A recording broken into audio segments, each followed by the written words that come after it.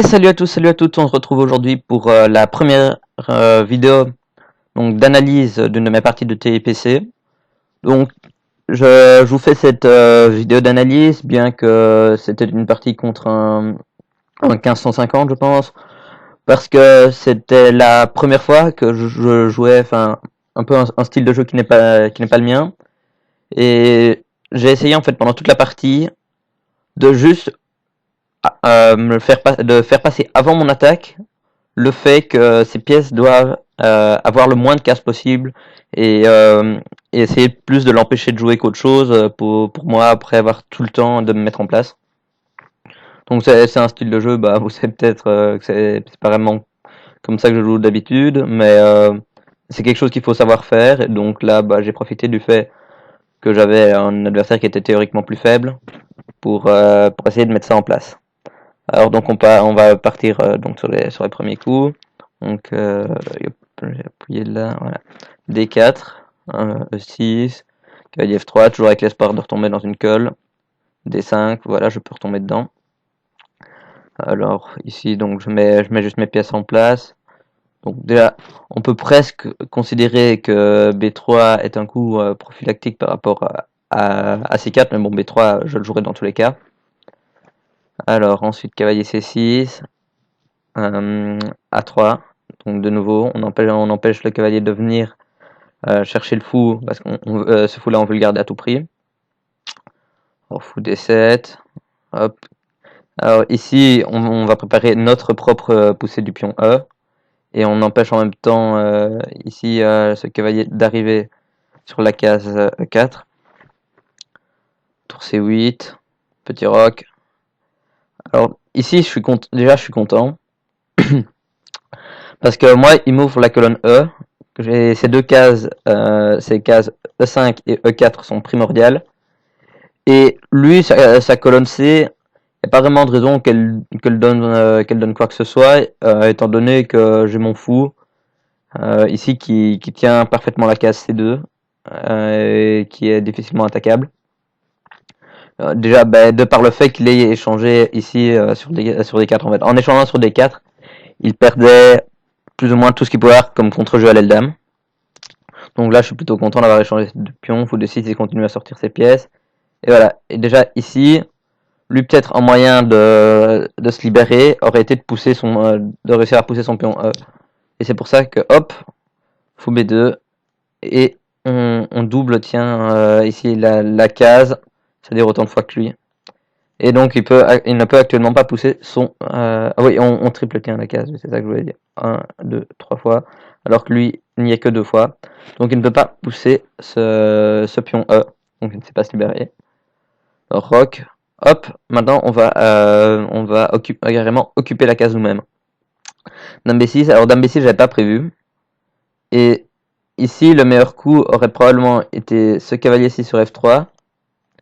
Mais voilà, par exemple une suite que j'avais imaginée lors de la partie, ça aurait été ça. Donc ce cavalier là commence à devenir assez fort, et si j'essayais de le chasser, ça aurait pu oui bon oui alors j'aurais dû d'abord il aurait d'abord dû avant de bouger le cavalier protéger le fou par exemple, et cette case commence à devenir beaucoup plus faible qu'auparavant, et ça m'embêtait un peu parce que je vous ai dit j'étais vraiment parti dans l'optique je ne le laisse rien jouer.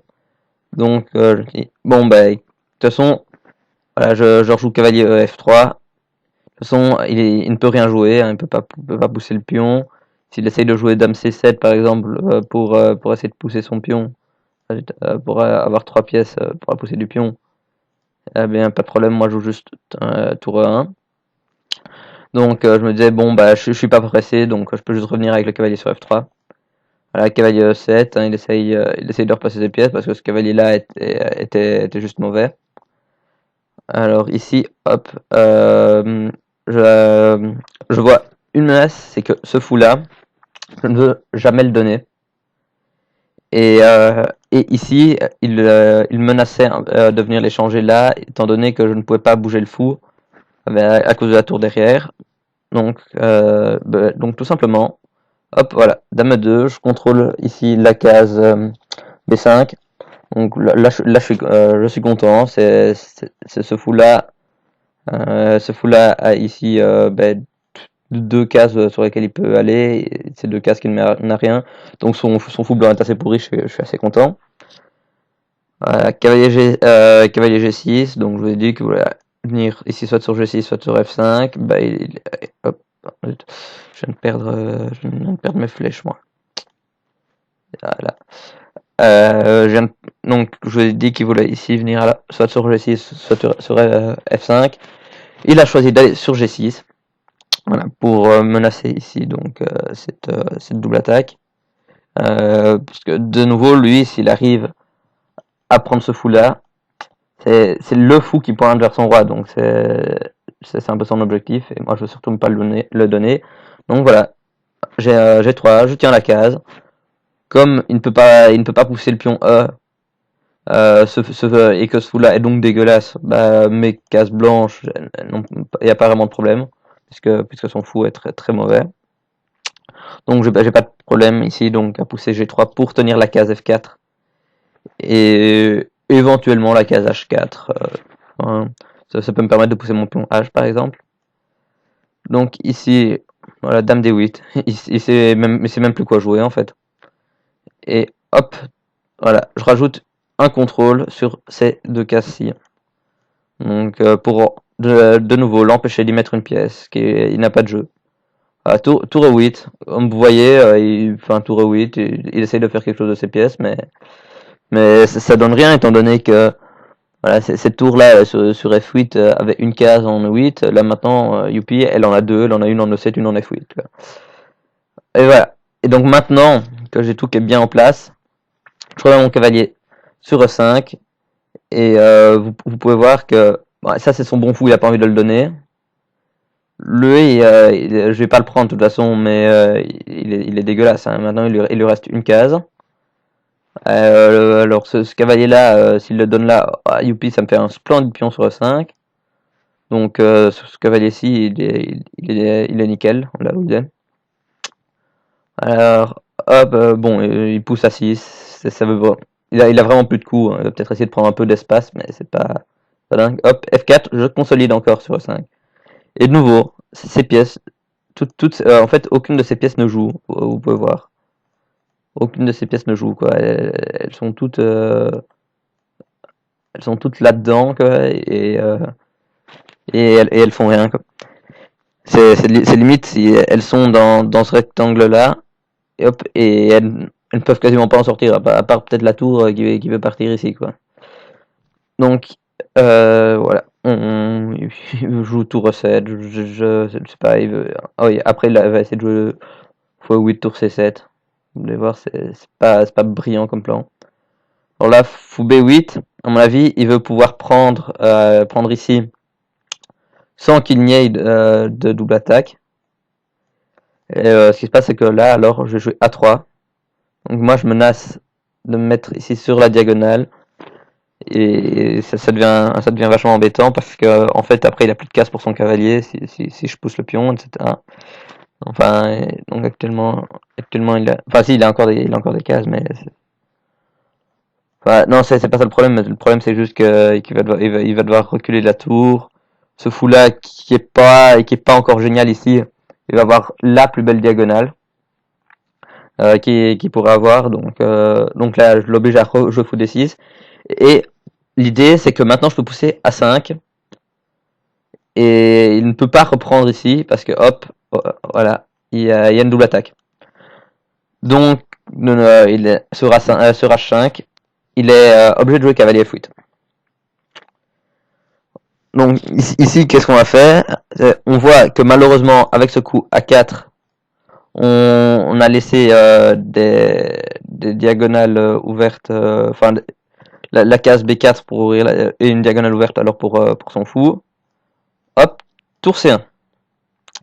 Et maintenant l'idée c'est que là-dessus, voilà, on joue juste C3 et, soit tu vas par là et tu rentres à la maison quoi. Soit soit bah, il retourne juste sur D6 quoi.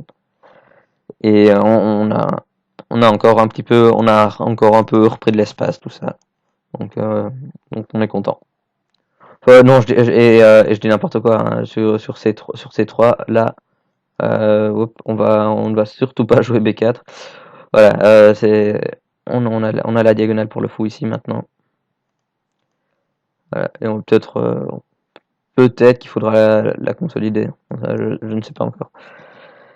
Mais enfin, peut-être qu'il faudra consolider le pion C3, mais on a la diagonale pour le fou. Voilà, c'est le coup. Et vous voyez que là, la position est clairement dominante, hein. Donc fou B4 n'était pas jouable. Voilà. Fou E8, il veut essayer de transiter sa tour sur C7. Et hop, H6. On essaye de forcer. Hein, il a des pièces sur le roi, mais elle bouge très difficilement. Donc on a aucun problème à essayer de l'attaquer maintenant. Là, G6, il veut éviter l'affrontement. Mais maintenant, pendant toute la partie, on va avoir ce pion qui aura un regard sur G7. Et on sait très bien que si on arrive à téléporter une dame sur G7, c'est mat.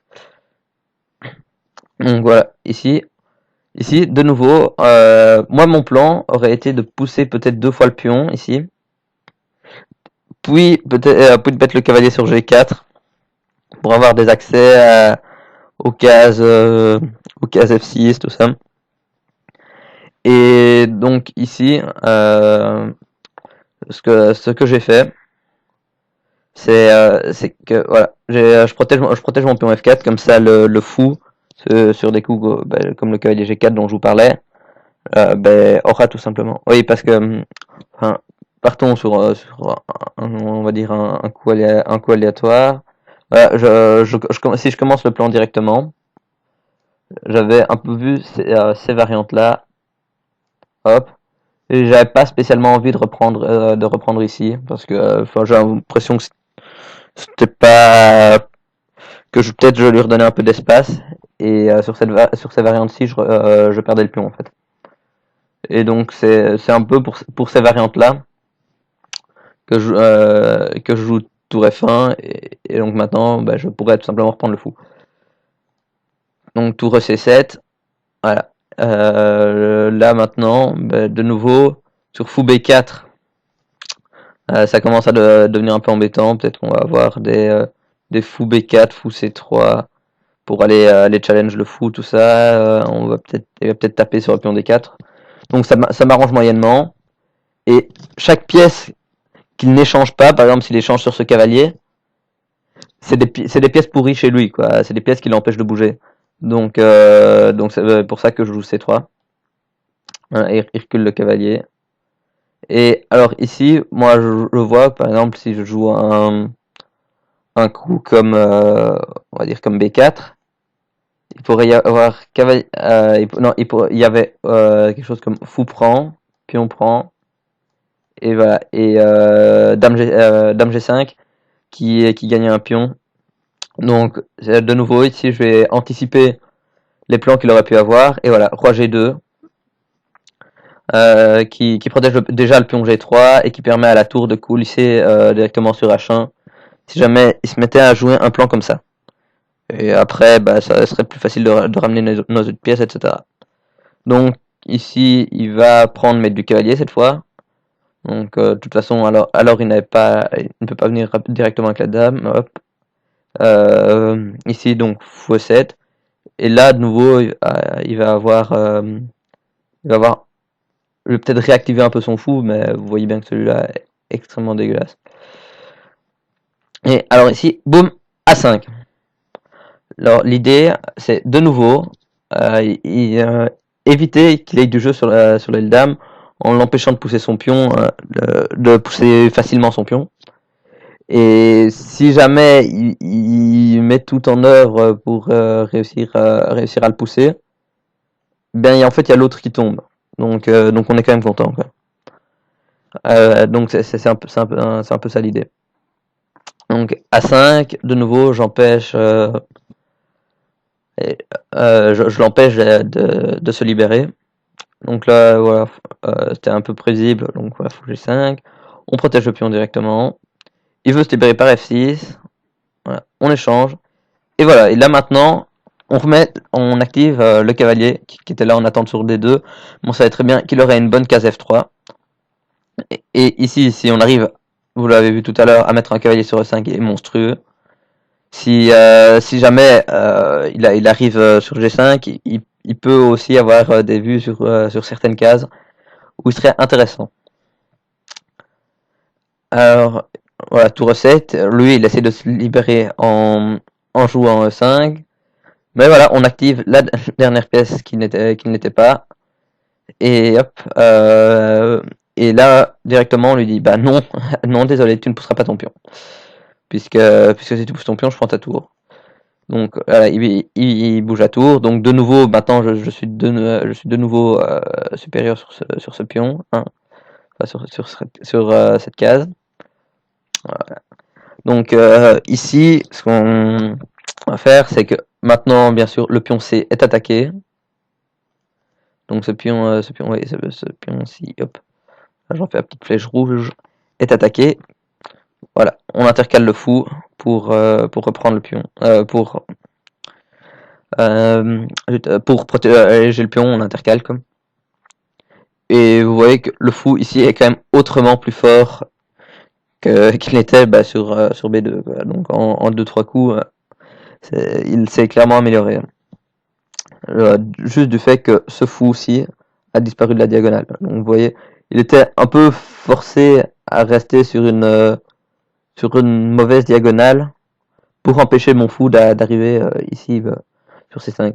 Bon, ce qui se passe, c'est que moi ici j'avais assez peu de temps à la pendule et j'avais loupé tour prend C5. Voilà, puis on prend C5, tour prend C5, qui allait donner quelque chose comme ça, une finale avec un pion, enfin avec une qualité pour un pion. Mais je l'ai vu juste après et j'ai pas vraiment de problème à rentrer là-dedans hein, parce que ça reste quand même quelque chose de supérieur, mais c'est là-dedans qu'il aurait dû rentrer s'il voulait avoir quand même un peu de jeu. À la place, il a joué Dame D7. Donc moi, je vous ai dit que mon cavalier devait arriver sur E5. Voilà, il y arrive. Ce qui se passe, c'est que ici, donc, il commence à avoir certaines vues. Lui, il a décidé de les changer, mais maintenant, c'est ma dame qui a des vues sur la case G7, hein, d'où l'utilité de ce pion H6.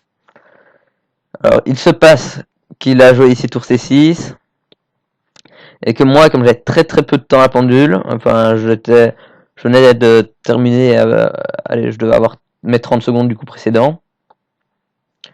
Voilà, je joue quasiment B4 tempo en me disant, bon, bah, et comme j'avais vu tour prend C5 au coup précédent, donc je me dis bon bah je vais consolider mon fou comme ça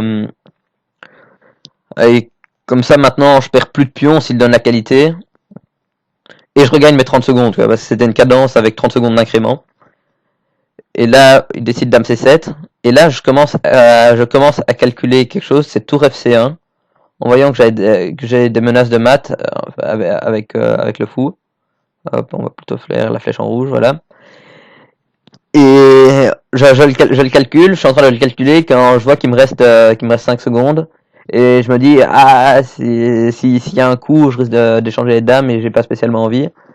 Donc, ce que je joue, moi, c'est dame F6, dans l'optique où, en fait, son seul coup, pour éviter donc les maths là, à part peut-être de donner enfin, il peut, donner la qualité, je reprendrai même je reprends, voilà, je reprends C5 ici, je reprends de l'autre pion, voilà, il a juste donné une qualité, et que son seul coup il ne donne rien, voilà, c'est dame F7, et je serais juste revenu là, avec les menaces de tour F1, il aurait dû revenir sur C7, et j'avais gagné une minute de plus pour calculer tour CF1.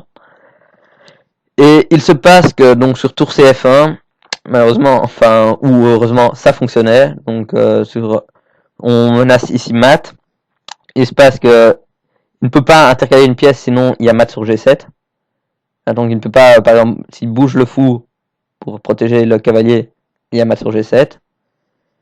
Si il bouge la seule case où il peut bouger le cavalier pour défendre ici, hop, il y a de nouveau mat sur G7. Et si jamais il joue autre chose, enfin il prend le fou pour éviter les mats sur G7, il y a le très très joli dame H8. Donc le seul coup du roi est de prendre, et hop, mat sur F8. Alors pour tout vous dire, c'est le premier coup que j'ai vu. Je vous montre d'abord comment la partie s'est terminée. En fait, lui il voit dame F6, enfin il n'a pas beaucoup réfléchi, il s'est dit bon bah je vais essayer de me libérer avec E5. Et voilà, il y a juste mat en F8. Mais pour tout vous dire, moi, directement à l'analyse première ligne que je regarde, enfin, j'analyse encore sur l'échiquier, je reviens 3 coups en arrière. Première ligne que je regarde, hop, c'est tour FC1. Puis je regarde, je regarde, je vois que ça fonctionne pas, ça fonctionne pas. Et je dis, bon, bah, tour C5. Et puis là, instantanément, boum, il y a dame H8. Et bon, je me dis, j'étais un peu triste de pas l'avoir joué sur l'échiquier, mais bon, malheureusement, j'ai que 30 secondes et voilà, au moment où j'étais en train de voir que ça fonctionnait, il me restait 5 secondes, j'avais pas envie de prendre le russe, donc c'est pour ça que j'ai joué dame F6 pour répéter. Enfin, moi, franchement, je partais dans l'optique où il jouait enfin où ça donnait ça et que j'avais mon temps pour calculer tour CF1. Et donc voilà, finalement j'ai gagné la partie comme ça. Et donc voilà, c'était un peu une partie pour vous montrer. C'est un peu aussi une partie à propos de l'activité, hein, parce que on remarque que assez vite, en fait, voilà, on va venir à ces coups-ci. Enfin, une fois que j'ai remis le cavalier en place, voilà, hop. Là, voilà, vous voyez que ce cavalier n'a juste pas de case, hein, que toutes les cases sont mauvaises, que ce cavalier-ci a une case sur laquelle il peut aller, que ce fou-ci a ces deux cases-là, que la tour a une case, que cette tour bute sur un pion C2, et que ce fou est quand même assez dégueulasse. Enfin, il aurait peut-être pu revenir là, comme ça. Pour avoir une meilleure diagonale, quoi. C'est peut-être tout ce qu'il aurait pu faire pour améliorer sa position, quoi.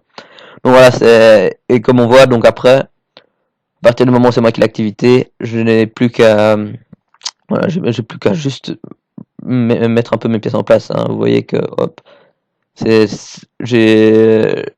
pas eu grand chose à faire, quoi, hein. Là, juste à remettre mes pièces sur les bonnes cases, quoi. Voilà, bon, malheureusement ça a fini comme ça aurait été plus joli avec tour F1, je l'admets. Donc c'est tout pour cette vidéo. N'hésitez pas à vous abonner à la chaîne, à me laisser un petit retour dans les commentaires pour savoir si les analyses de parties sont correctes, hein, et donc si vous appréciez ça.